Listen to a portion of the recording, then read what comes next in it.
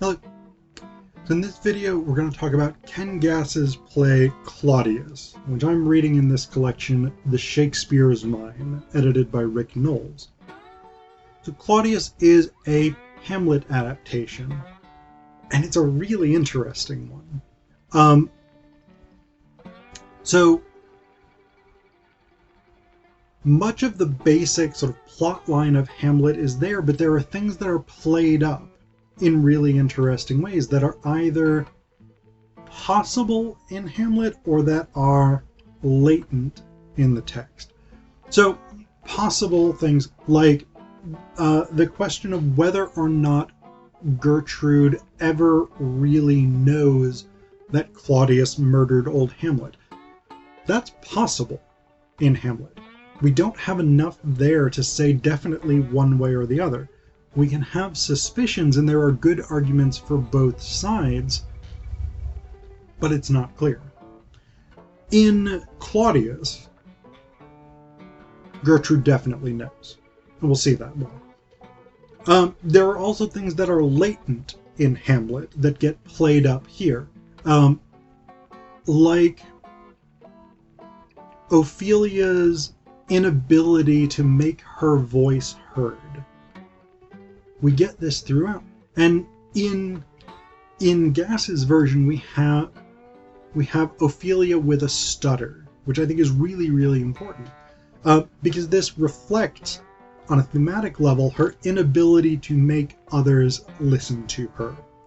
And in fact, she is ridiculed by Laertes, Polonius, and others for being stupid, for being mad, for being incompetent, whatever it is. And this is a disability studies kind of moment, because this is a very traditional, unfounded way of thinking about stuttering. There is no link between stuttering and intelligence or stuttering and sanity, but for a long time, people with stutters were ridiculed for being stupid or for being in some way incompetent or less than fully sane. And so we have that thematically being taken apart here. But that's, again, a sort of latent component of Shakespeare's play, in which Ophelia is not able to get others to listen to her and to take her concerns seriously.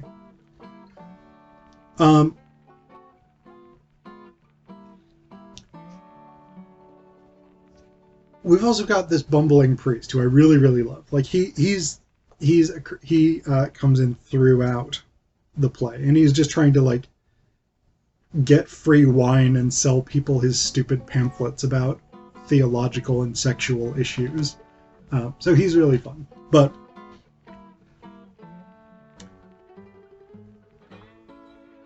a lot of the play revolves around sexual politics, as well as power politics, but sexual politics especially. And this is one of the ways in which things are drawn out of Shakespeare, and really sort of made much more overt. For example, we learn that Gertrude and Claudius were having an affair. Gass changes old Hamlet's name to Theodore, which, I mean, I guess it makes sense to not call him Old Hamlet, because that's, if you've got two characters named Hamlet, it can be confusing. But we learn that Gertrude and Claudius started having an affair while Theodore was still alive. At one point, Gertrude asks if he wishes that they were virgins now that they're having their marriage night. And Claudius says, "Virgins are boring, generally speaking. What excited me most was making love to you when you were Theodore's wife." So, I mean, we have this element, like, Hamlet in Shakespeare's play suspects that things are not sort of on the up and up in this relationship, but here it's laid out directly.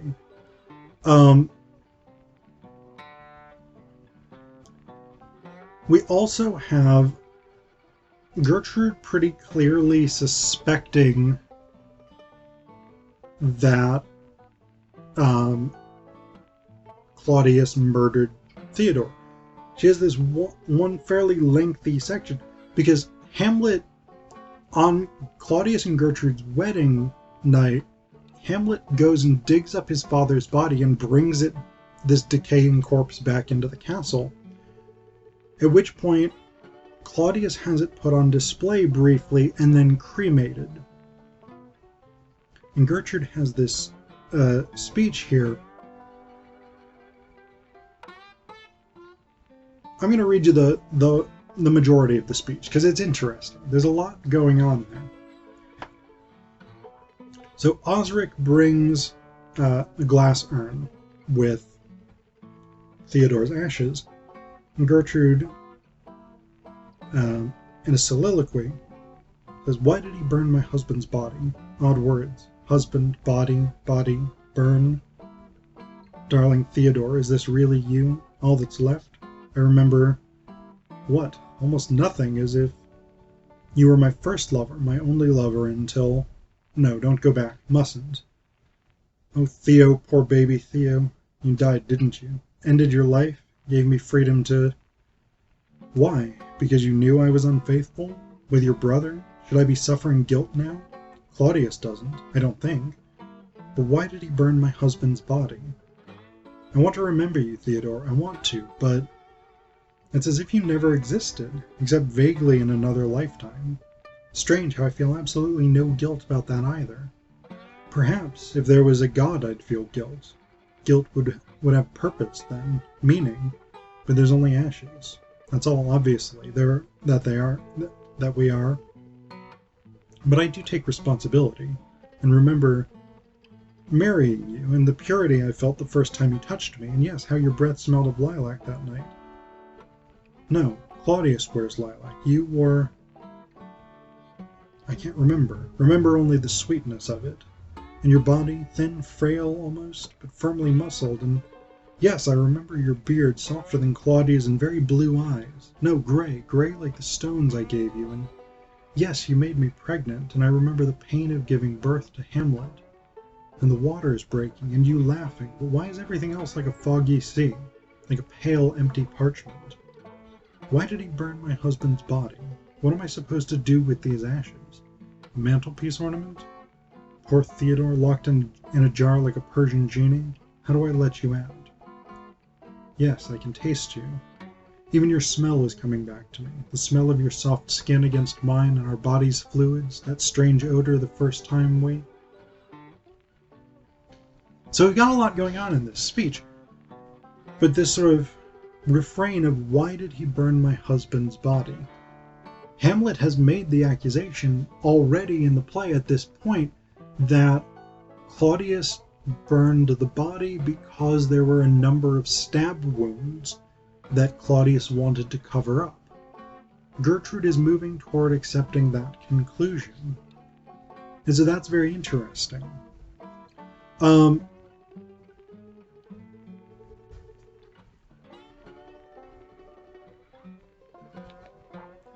Gertrude, we end in a very interesting place in terms of Gertrude as well.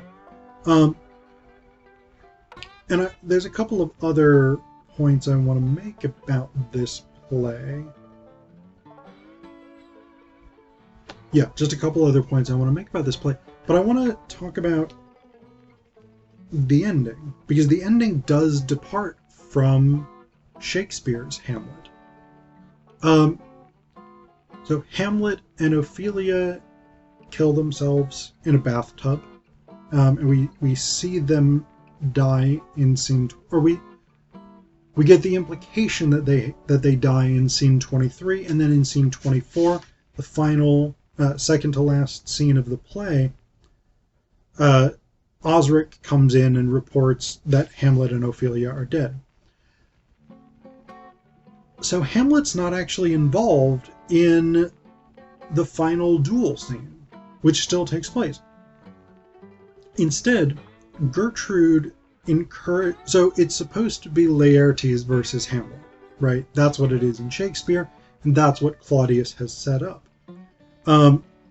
Gertrude while they're waiting for Hamlet, says to Claudius, says to Laertes, why don't you and Claudia warm up a bit first? Put on a show for the girls. So she convinces Claudius to engage in these mock duels. And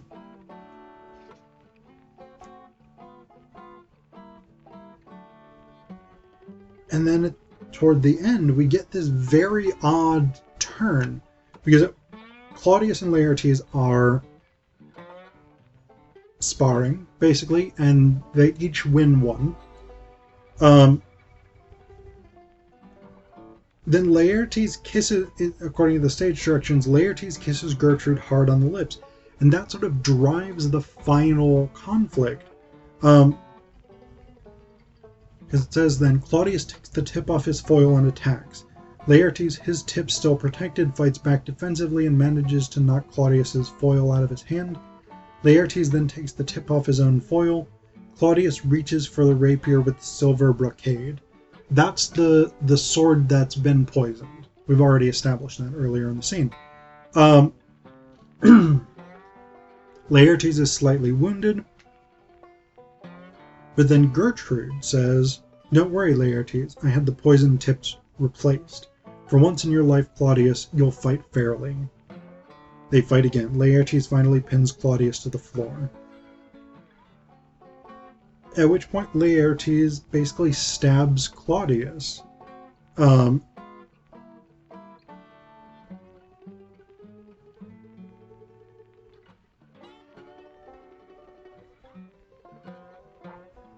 Gertrude claims the crown. So it's an interesting shift, because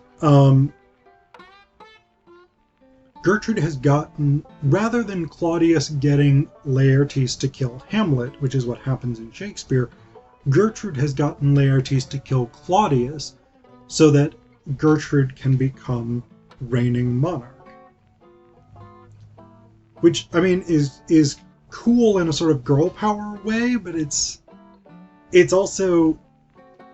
Gertrude taking what Claudius has done that's evil in Shakespeare and using it for her own ends. So that's interesting. And there is a sort of overt feminist element here, because in the final scene, scene 25, where Gertrude is brushing out Emilia's hair, this is Emilia, Iago's wife from Othello. I'll talk more about that in just a minute. Sorry. So we get this section in this final scene where Gertrude is talking about women in politics, basically. And she tells Emilia, listen, not a sound. The halls and corridors are finally still, and life goes peacefully on. You see, women should rule the world. I'm convinced of it. We may be as bloody as the men, but we don't make an art of it. Women are practical. We do what is necessary, and then we get on with living. And that's exactly what we shall do here. I've given instructions to the court to feed the poor and clothe the naked children. Claudius never even cared about such things. See the collective good our tragedies have wrought? So this is an interesting idea that if the ends justify the means, political violence is acceptable. The ends in this case being the court of Denmark seems a lot less chaotic, a lot less violent, a lot less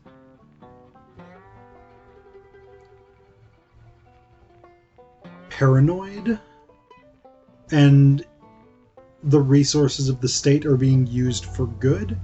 But it also raises an interesting question, because, again, in order to achieve this, Gertrude has had to deploy the same tactics that we condemn in Claudius in the Shakespeare version. She has used trickery, she has used poisoning, she's used political murder to gain power for her own ends. And we should ask the question of whether or not the benevolence of those ends justifies the violence of them. I'm going to leave the other points that I was going to make about this play, because I think we've gone long enough, and I think that's an interesting place to leave it, is the question of whether or not benevolent rule can justify terrible, violent actions.